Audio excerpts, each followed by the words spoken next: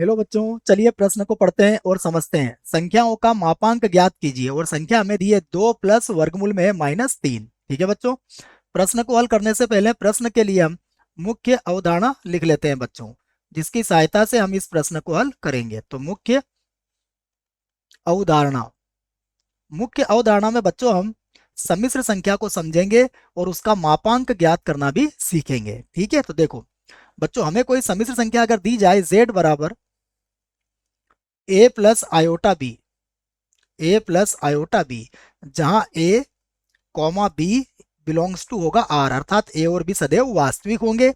और उसके बाद जो आयोटा है यह बराबर होगा वर्गमूल -1 के बच्चों। ठीक है, तो ये हमारे पास कोई सम्मिश्र संख्या दी गई है बच्चों।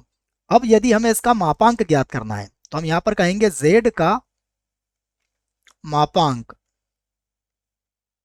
तो z का जो मापांक होता है बच्चों, उसको हम मापांक z से व्यक्त करते हैं और यह होता है वर्गमूल a की घात 2 और प्लस b की घात 2। ठीक है ना बच्चों, a हम यहाँ पर वास्तविक भाग है और b यहाँ पर काल्पनिक भाग है। तो ये हमारा मापांक ज्ञात करने का सूत्र हो गया बच्चों। चलिए, अब जो प्रश्न दिया गया है उस प्रश्न को भी हम z के बराबर मान लेते हैं। तो माना हमारा जो प्रश्न है वह z के बराबर है, तो z बराबर कितना होगा 2 और प्लस का कितना होगा वर्गमूल -3। ठीक है बच्चों, तो देखो अब यहां से लिखेंगे हम z बराबर, यहाँ 3 लिख देते हैं बच्चों।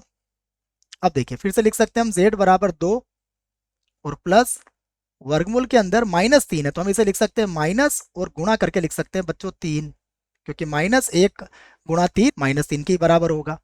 अब देखिए, तो z बराबर हो जाएगा हमारे पास 2 प्लस ये होगा वर्गमूल में -1 और गुणा इसको लिख देंगे वर्गमूल में 3 बच्चों। ठीक है, तो देखो वर्गमूल -1 किसके बराबर होता है, आयोटा के बराबर होता है। तो यहाँ से हम z बराबर लिख सकते हैं, यहाँ से हम लिख सकते हैं z बराबर ये हो जाएगा 2 और प्लस ये हो जाएगा आयोटा और वर्गमूल 3 बच्चों अलग हो जाएगा। ठीक है, तो देखो ये हमारे पास z बराबर संख्या आ गई है बच्चों, तो ये इसका वास्तविक भाग आ गया है और ये इसका काल्पनिक भाग है। अब हम इसका मापांक ज्ञात कर सकते हैं। तो अब z का मापांक, तो देखो बच्चों z का मापांक हम कैसे व्यक्त करेंगे, इसको मापांक z से व्यक्त करेंगे और ये होगा वर्गमूल।